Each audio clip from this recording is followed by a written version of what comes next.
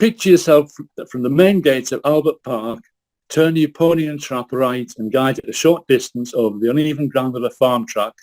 Aldgate Farm was on your right, and the Union Workhouse and the Methodist Chapel ahead of you.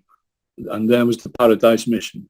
In between the workhouse and the chapel was an open field. It had to be drained and prepared for football to be played on it.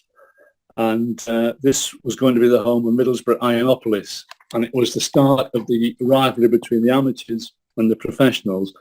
The amateurs heartily disapproved of people being paid to play football. And as an example, Gilbert Smith, the amateur international, if he was playing in a representative match that he also included professional players, he had a pocket full of coins. And if one of the professionals scored a goal, he ran up to him and gave him a coin saying, well, that's what you're playing for, isn't it? And that was the difference between the amateur and the professional. It was a thing in the town that Ionopolis started to steal Middlesbrough's players because Ionopolis had declared their intent to play professional football and would pay the players, and were starting to poach the Middlesbrough players. So Middlesbrough, 7 days before Ionopolis turned professional themselves in order to keep hold of their players. Ionopolis joined the Football League before Middlesbrough, but the calamity befell them in November 1893. They didn't actually have a bad season in the Football League. They did all right. They were, I think they finished lower half of the table, but it wasn't a disastrous on the field.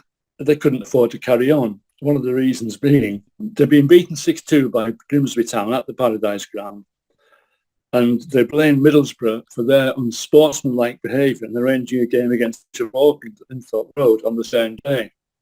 Borough lost 3-1, so that, according to the Ionopolis directors, that'll teach them.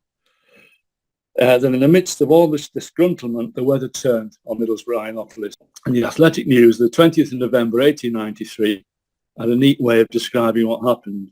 The correspondent waxed lyrical about the storm fiend. The gist of it all was that the wind played havoc with the Paradise Ground. Half of the stand on the northern side was found some distance away in an orchard, while the larger covered stand had blown away completely. Their funds already badly depleted, and that they couldn't afford the expense of erecting new stands. It was just another blow on the way to extinction.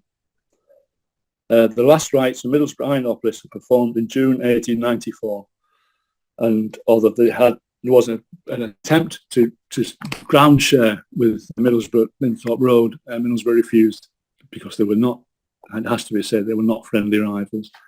Did not get on at all, and Middlesbrough were not prepared to ground share, and Ionopolis went into extinction.